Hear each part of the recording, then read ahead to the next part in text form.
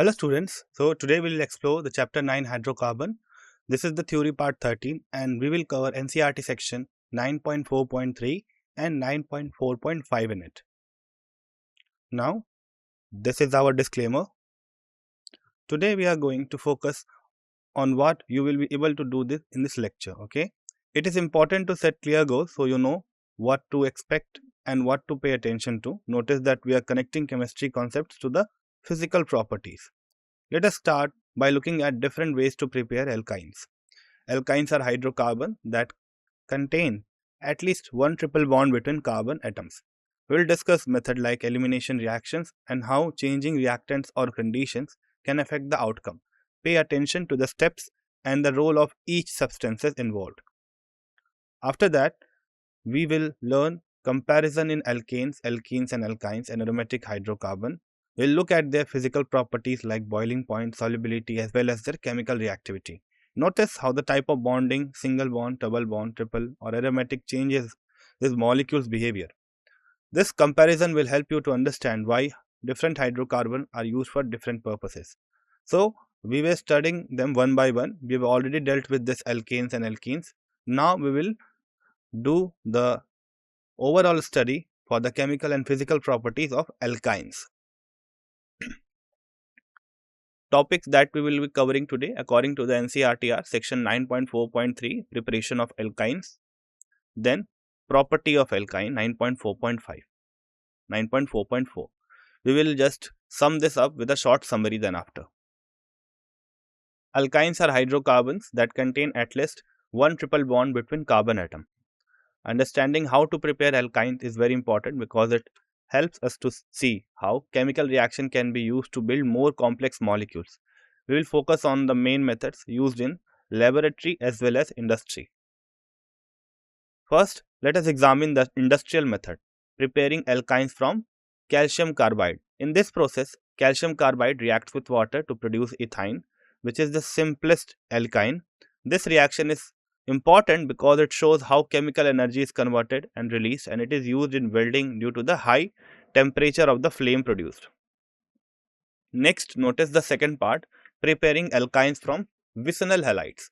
Vicinal halides are compounds where two halogen atoms are attached to adjacent carbon atoms.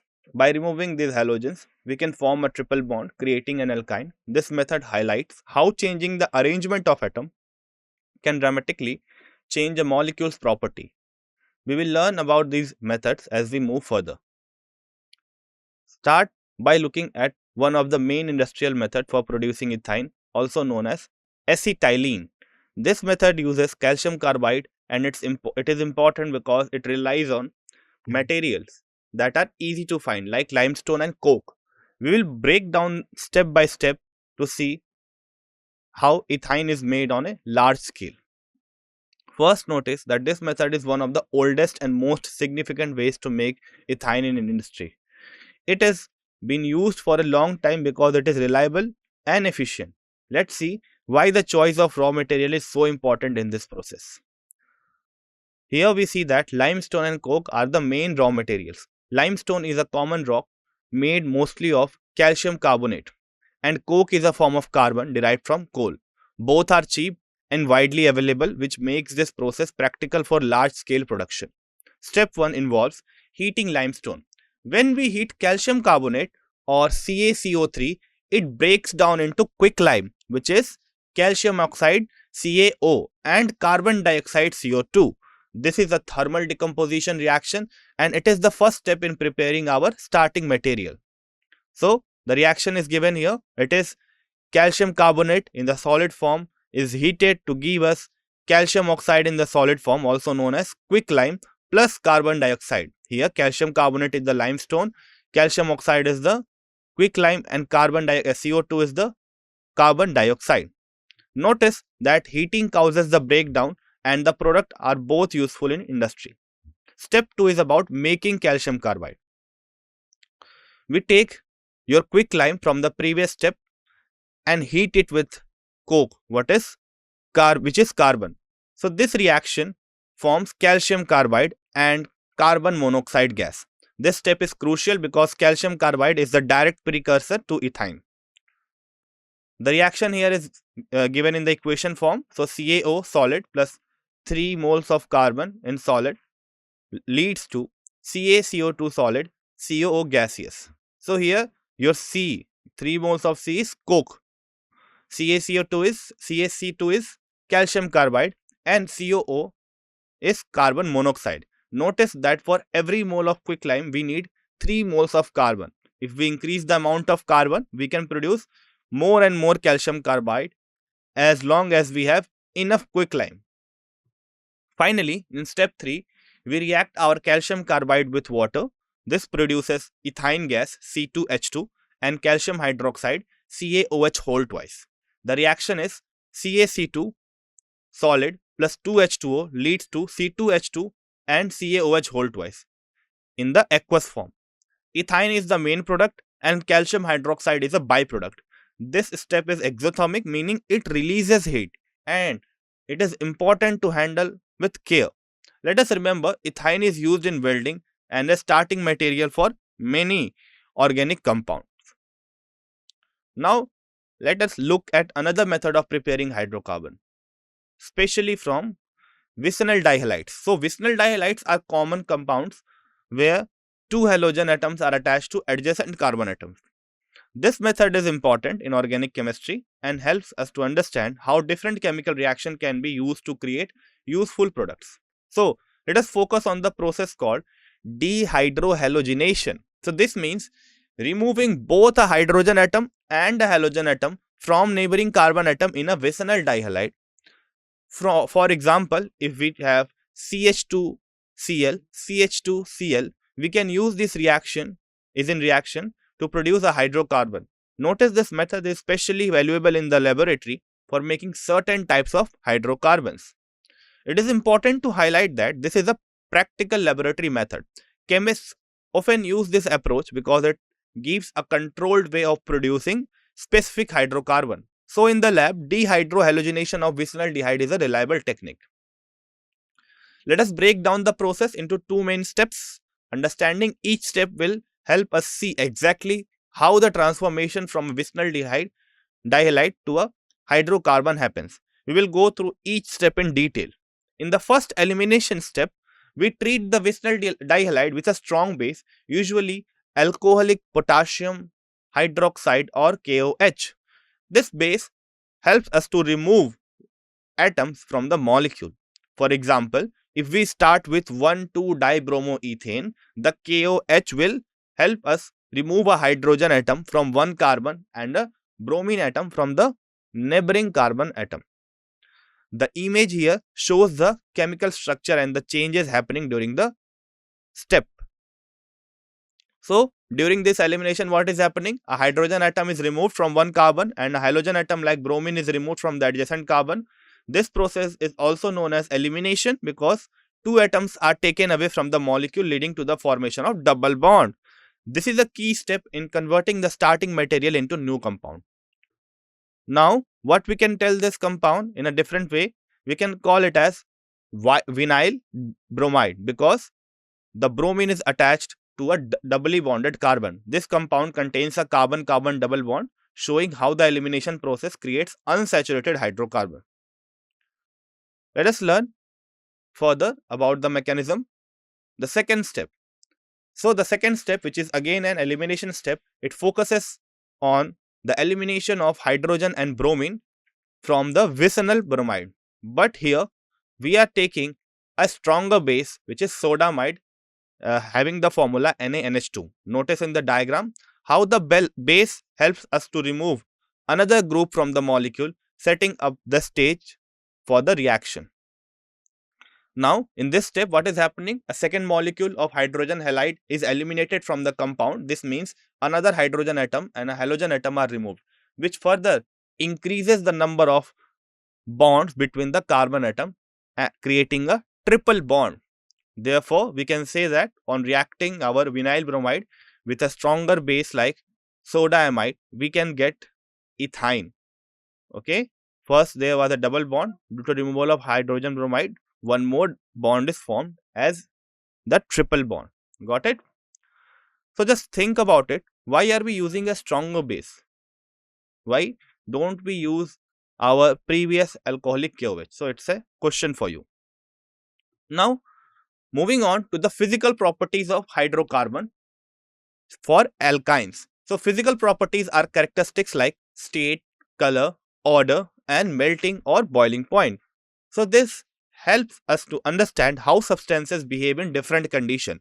We will see how alkynes compare to other hydrocarbon like alkanes and alkenes.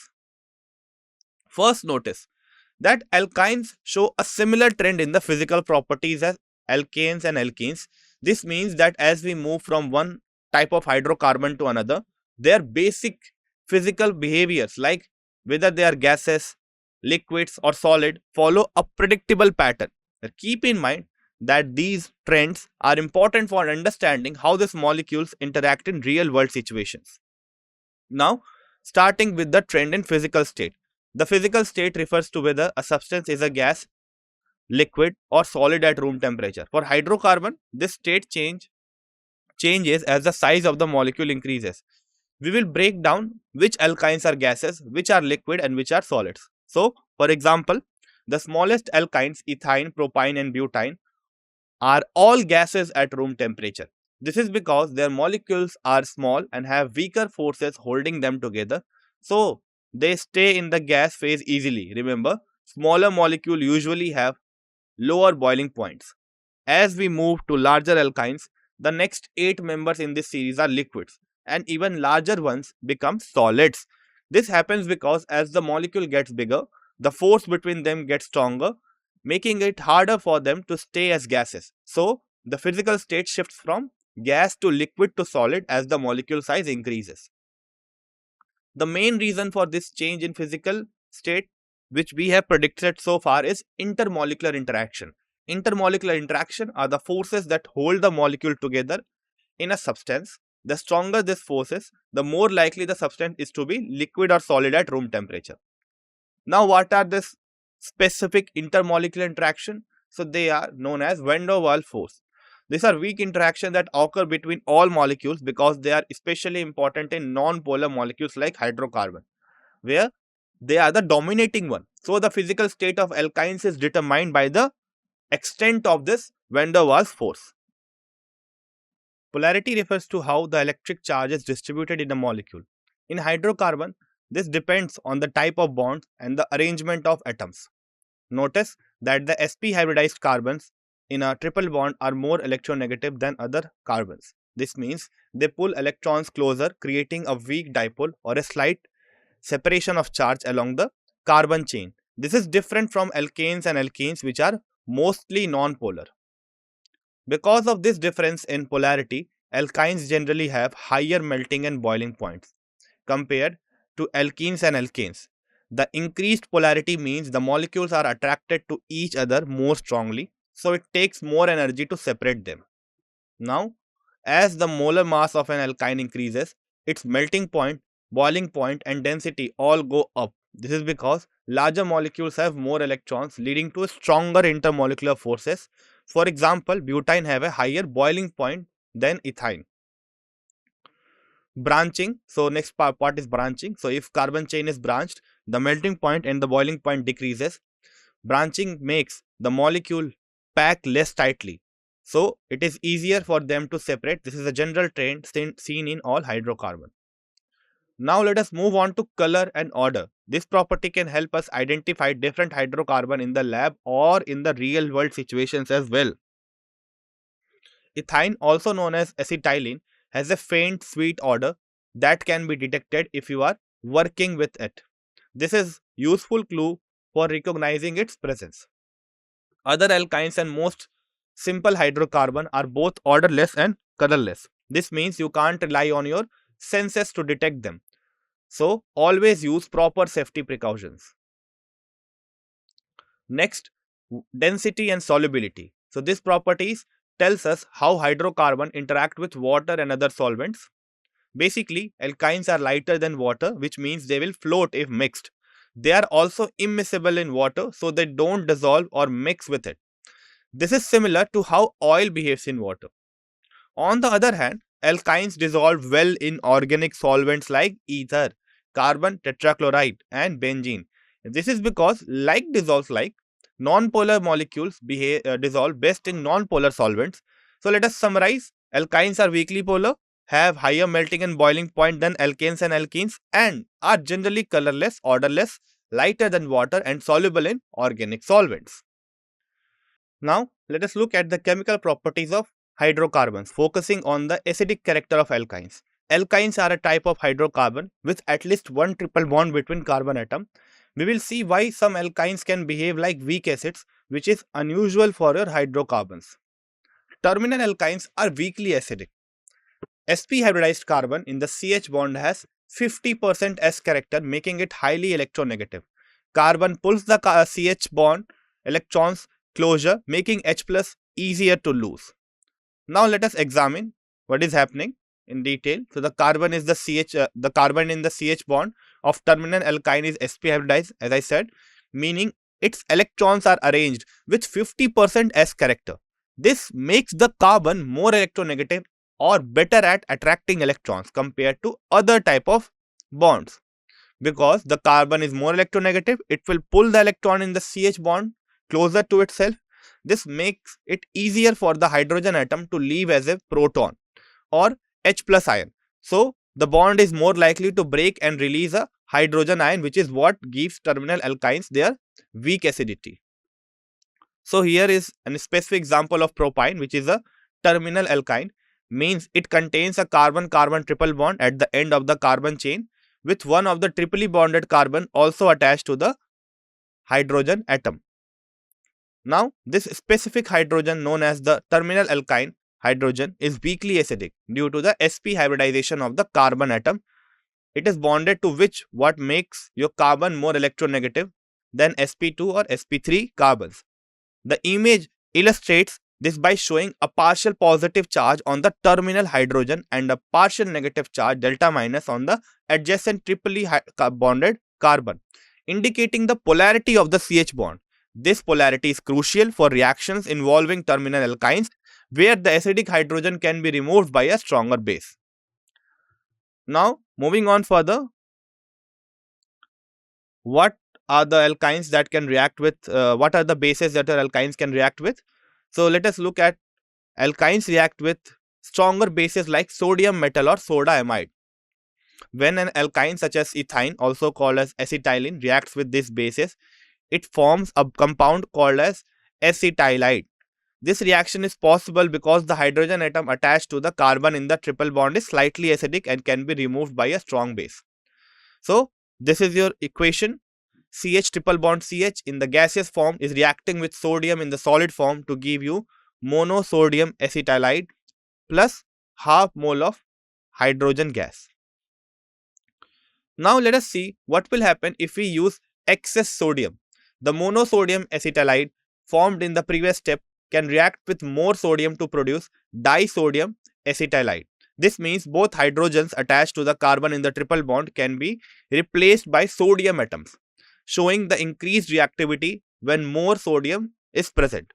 So for sodium acetylide, if it is further reacting with sodium in the solid form, it will give you disodium acetylide and half mole of hydrogen gas again. Now, what will happen if we take excess sodium with propyne? So propyne has only one terminal hydrogen, okay? That can only result in one product, means it will not do further proton abstraction because of the what? Because of the single alkyne terminal hydrogen available at the alkyne carbon. Got it? So what it will produce? It will produce only sodium propionide along with ammonia. Now, continuing with the acidic character of alkynes, let us examine the acidic character of alkyne. So this property is actually used as a test to distinguish between terminal alkynes which have a hydrogen atom attached to the triply bonded carbon at the end of the chain and the internal alkynes where the triple bond is between two carbon, okay, within the chain. Notice how this different in structure leads to different chemical reactivity. So your internal alkynes do not react with sodium or soda amide. This is important because it means only that your terminal alkynes with their extra hydrogen at the end shows this acidic behavior. If you want to test whether an alkyne is terminal or internal, you can use this reaction as distinguishing feature. So this is your trend for acidity among different alkyne. You can see here that ethyne is the most acidic, then comes your propyne, and lastly your butadiene. So this reaction is, again, as I said, it is not shown by alkenes and alkanes, which are other type of hydrocarbon where there are only double bond and single bond respectively. This sets alkynes apart in their chemical behavior. Now let's see how their acidity is can be written as compared to alkenes and alkanes. So alkanes, alkenes and alkynes follow the following trend in the acidic behavior. The trend is due to the increasing percentage of S character. In the hybrid orbital, as we move from sp3 to sp2 to sp, that means from alkane to alkene to alkyne, the higher the S character, the closer the electrons are to the nucleus, making the hydrogen easier to remove and increasing acidity. Remember, from right to left, acidity increases as S character increases. This is a fundamental concept in understanding the chemical properties of hydrocarbon.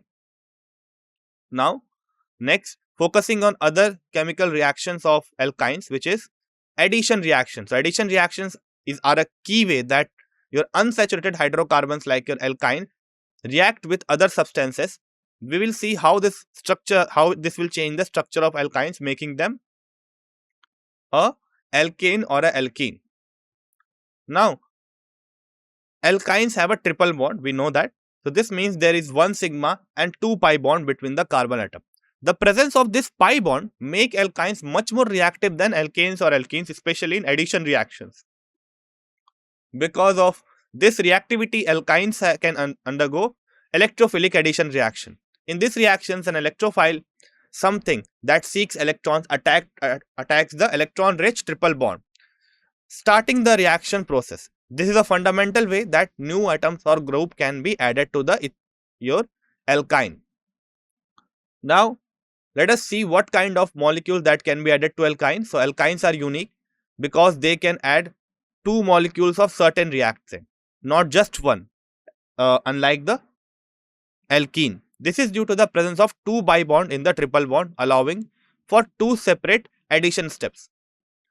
So one example is addition of hydrogen, where alkyne reacts with your hydrogen gas. They can add 2 molecules of hydrogen, eventually converting the triple bond all the way to single bond. This is called hydrogenation, and it is an important industrial method. Then after, we can react our alkyne with chlorine Cl2 or bromine Br2. In this reaction, the halogen atoms add across the triple bond, again 2 steps. This is a good way to test for unsaturation in hydrocarbon because the color of the halogen disappears as it reacts. Then after, another group of reactants are hydrogen halides such as HCl or HBr. These molecules add across a triple bond in a similar stepwise fashion. The molecule depends on the order in which the atoms add, which can lead to different isomers. Now, let's break down how the addition actually happens. The formation of the final product does not occur all at once. It happens in steps. Understanding the steps helps us predict the product and the control reaction. Triple bond. In the first step, the triple bond is converted to double bond. This means 1 pi bond is broken and new atoms are added to the carbons. This molecule is now an alkene, which is still unsaturated and can react further. In the second step, the double bond is converted to a single bond. The remaining pi bond is broken and more atoms are added. At the end of this process, the molecule is fully unsaturated and the addition reaction is complete. Now, continuing with the specific reaction that we talked about now. So, we talked about the addition of hydrogen. We will see its application with certain examples. So, H2 is added across the alkyne 2 steps. So, means any electrophilic addition will occur in 2 steps basically, if it is adding to your alkyne. Now, first of all, there will be addition of 1 mole of hydrogen to form an alkene and the another mole of hydrogen to form alkane. For example, if we are taking ethyne, then after adding 1 mole of hydrogen gas in the presence of a catalyst like platinum, palladium or nickel, we get ethene, which is an alkene. If we add another mole of hydrogen, what we will get? we will get ethane, which is a fully saturated alkane. This shows how the structure changes from a triple bond to a double bond and finally to a single bond. Similarly, if you start with propyne, the addition of hydrogen first gives us propene and then propane. This pattern holds for other alkynes as well. The key takeaway is that addition reaction with hydrogen allows us to convert our unsaturated hydrocarbon in more saturated one step by step. Now moving on to the other type of addition reaction. So this one is addition of halogens to alkynes. So halogens are elements like chlorine Cl2 or bromine Br2, which are very reactive. When they react with alkyne, they add across the triple bond similar to the dihydrogen, changing the structure of hydrocarbon. So we have alkyne here as what? CH triple bond CH. What will happen? If you react it with bromine, suppose, first it will form CHBr double bond CHBr and then it will form CHBr2 single bond CHBr2. So basically we are forming a dihaloalkane and then a tetrahaloalkane. Now we can take specific examples. So we are taking ethyne here as our example, and when we react our ethyne with bromine, it forms 1,2-dibromoethene, which is a dihaloalkane, which has 2 bromine atoms added across the triple bond. If we add more bromine, it forms tetrabromoethane, where 4 bromine atoms are now attached. This shows how the reaction can proceed in 2 steps. So this reaction actually happens 2 distinct steps, as we said.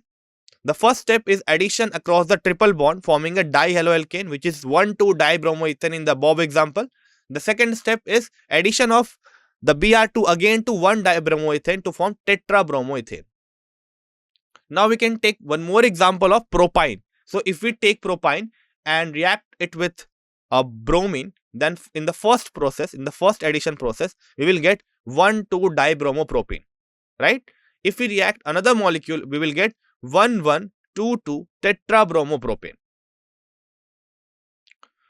Moving on further, there is a very special test which can be used due to this addition process, which is test for unsaturation. So we've already dealt with it for double bond. Now, since this X2 can be added to triple bond as well, so you can use this X2 addition as a test for unsaturation for triple bond as well. Got it? Notice how the image is changing color. If you are adding your X2, which is halogen, to a alkane, it will show no color change. It will remain in brown color. But if you add it to alkene or alkyne, it will decolorish. So the reddish orange color of your bromine dissolved in carbon tetrachloride disappears when added to alkynes or alkenes. We can take a specific example here. So your ethene was getting added to reddish orange bromine, and as a result of this, we are getting colorless 1,2-dibromoethane. And further reaction was giving us tetrabromoethane, which is again a colorless compound. Now moving on further, next we have addition of hydrogen halides represented as HX. So it can be HCl, HBr or HI. So these are molecules made up of hydrogen and a halogen atom.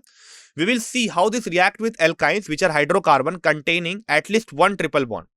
So 2 molecules of hydrogen halides like your HCl, HBr, HI react with alkynes. This means that for every alkyne molecule, you need 2 molecules of hydrogen halide to complete the reaction. This is different from alkenes, which usually react with just 1 molecule. Final product is your gem dihalide. This means that both halogen atom from the hydrogen halide molecules end up attached to the same carbon atom in the hydrocarbon chain. This is the key feature of this type of addition reaction. So let us look at a specific example using propyne. When propyne reacts with HBr, the first addition forms 2-bromopropene and the second addition gives us 2,2-dibromopropane. Notice how both hydrogen atoms end up on the same carbon. This stepwise process shows how the structure changes with each addition. Now let us discuss the mechanism. In unsymmetrical alkynes, the addition of hydrogen halide follows Markovnikov's rule. This rule states that the hydrogen atom attaches to the carbon with more hydrogen atoms already present, while the halogen atoms attaches to the carbon with fewer hydrogens. This helps us to predict the major product of the reaction. Now, as a result of this, the first step of the reaction results in the formation of vinylic carbocation. Got it? So this is a positively charged intermediate where the positive charge is on a carbon atom that is a part of double bond as well as the secondary carbon. Understanding the intermediate helps us to explain why the reaction proceeds the way it does. Here is a diagram showing the step-by-step mechanism of the reaction. The image depicts the hydrohalogenation of propyne with HBr, a reaction following Markovnikov's rule. In the first step, propyne reacts with HBr where the hydrogen adds to the terminal carbon and bromine adds to the more substituted carbon forming 2-bromopropene. So this occurs because the more substituted carbocation intermediate is more stable. In the second step, the 2-bromopropene further reacts with HBr again following the Markovnikov's rule. The hydrogen adds to the carbon with the existing hydrogen and the second bromide adds to the more substituted carbon, resulting in the formation of 2,2-dibromopropane. Now let us learn more about some other reaction. So we have now addition of water. So this is an important reaction of alkyne where a hydrocarbon having a triple bond reacts with water. So it is called as hydration as well. Now water is not added directly. This means that simply mixing water and alkyne at room temperature won't cause any reaction. So this triple bond in alkyne is quite stable with respect to water. So we need some special condition to make the reaction happen. What is that special condition? It is the presence of a catalyst like mercury ions represented as Hg2+ and an acid such as dilute sulfuric acid H2SO4. When we heat all of this at 333 Kelvin, then water can be added to the alkyne. So we are needing a catalyst along with it. This process leads to the formation of carbonyl compound, which are molecules containing a carbon-oxygen double bond. The catalyst and acid helps us to break the triple bond and allows water to add across it. Now, let us look at specific examples with ethyne. When ethyne reacts with water in the presence of Hg2+ and H+ at 333 Kelvin, it forms an unstable enol intermediate. This enol then quickly changes or tautomerizes into a more stable compound called ethanol, which is an aldehyde. Notice how the triple bond is broken and a new carbon-oxygen double bond is formed. Then we can also talk about propyne, another alkyne. When propyne reacts with water under the same condition, it also forms an enol intermediate. Now this enol then tautomerizes to form propanol, which is a ketone. Again, the key change here is the addition of water and the transformation of triple bond into a carbonyl compound. So what we can say to summarize, the enol intermediate formed in this reaction is unstable because it has an OH group attached to a doubly bonded carbon. This intermediate quickly rearranges to form a stable keto form, which is either an aldehyde or a ketone depending on the starting alkyne. This process is called as tautomerization, and it is a common way that your molecule become more stable after a reaction like hydration for alkynes. Now moving on further, next we have polymerization reaction. In polymerization, small molecules which we call monomers join together to form larger molecules known as polymer. Process, if I try to explain it further, a monomer is small, simple molecule that can join with other like itself. When many monomers link together, they form a polymer, which is a large chain-like molecule. For example, the plastic in water bottles is made by polymerizing small molecule into long chains. Let us focus on a specific type of polymerization named as linear polymerization. In this process, the monomers join together in a straight line, forming a long chain. We will use ethyne, also known as acetylene, as our example to see how this works under controlled conditions like specific temperature, catalyst and pressure. During linear polymerization of ethyne, the pi bond in the ethyne molecules opens up. This allows the molecule to connect end to end, forming a conjugated polymer. The resulting polymer is called polyacetylene or polyethylene, which has unique electrical properties and is used for some advanced material. Now, what is the reason behind this property? So basically, this is due to the conjugated polymer of this polyacetylene or polyethylene. So this is the overall reaction. Notice how ethyne is reacting in the presence of catalyst to form polyethylene, and we are getting a conjugated system, double bond, single bond, double bond, single bond, which are represented by 1, 2, 1, 2. Now, moving on further, we have cyclic polymerization. In this process, small molecules join together to form a ring-shaped or a cyclic compound. This is different from linear polymerization, where the molecules form long chains. We will see how this works with ethine, which is also known as acetylene. So when ethine is passed through a red hot iron tube at a higher temperature like 873 Kelvin, it undergoes cyclic polymerization. This means that the ethine molecule react together under this condition to form a ring-shaped compound. Notice that the high temperature and iron tube are both necessary for this reaction to take place. In this reaction, 3 molecules of ethine combine to form a molecule of benzene. Benzene is a 6-carbon chain with an alternating double bond single bond, making it an aromatic compound. This transformation is a great example of how simple hydrocarbon can be converted into more complex and important molecule. So let us have a look on the chemical equation related to this reaction. So see how ethine, 3 moles of ethine is reacting. So basically it is undergoing polymerization under the condition of red hot iron tube at 873 Kelvin to form benzene. Now how this process is going? So basically it is the movement of your pi bond in a cyclic fashion, so that you can get an aromatic compound like benzene, where the double bond and single bond are present in an alternate fashion in a 6-membered ring. Now it is very important because cyclic polymerization is directly converting your ethine to benzene. Now, so therefore, it acts as a bridge between aliphatic and aromatic chemistry. And we know that benzene is a precursor, an important precursor for creating many aromatic compounds such as dyes, drugs, and plastics. So we have a question now, how you will convert ethanoic acid into benzene. Let us look on to the solution. So first step is decarboxylation. When you heat your sodium salt of carboxylic acid, you know it very well, it reacts with sodamide to form methane. So before that, we are starting with your ethanoic acid and reacting it with sodium hydroxide to form what? To form sodium salt of ethanoic acid. Then it is heated with sodium lime to form your methane. Next is halogenation. Now in this process, your methane is undergoing chlorination to form chloromethane. So this is your second step. After that, we have the Wurtz reaction. In Wurtz reaction, alkyl halides like CH3Cl or treatment with sodium in dry ethereal solution gives us higher alkanes. So basically, they are coupling with each other. 2 moles of CH3Cl are coupling with each other to form ethane, right? Now moving on further. Next, what we have? Next, we have this chlorination process. Here, your ethane is undergoing what? Chlorination. Now, how can we do it? It's very simple. Again, reacting it with the HNu to form your CH3CH2Cl. Our next step is elimination reaction. Here, your chloroethane is treated with, remember we talked about this, we react it with alcoholic KOH to form ethene. After that, what we do? We again do an addition reaction where your ethene can react with bromine to form 1,2-dibromoethane, which is BrCH2. Then they are bonded with CH2Br. Next is preparation of ethine from vicinal dihalide.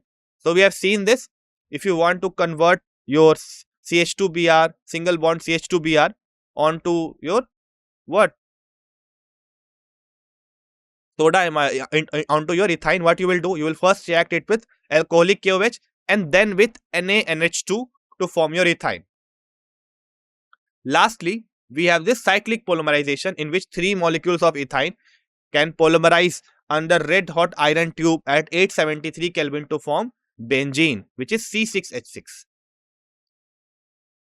So this was all about the theory class and question part. Let us summarize our today's class. So we started with preparation of alkyne. So we started with calcium carbide reacting with water to form C2H2 and calcium hydroxide. Next was from vicinal dihalide.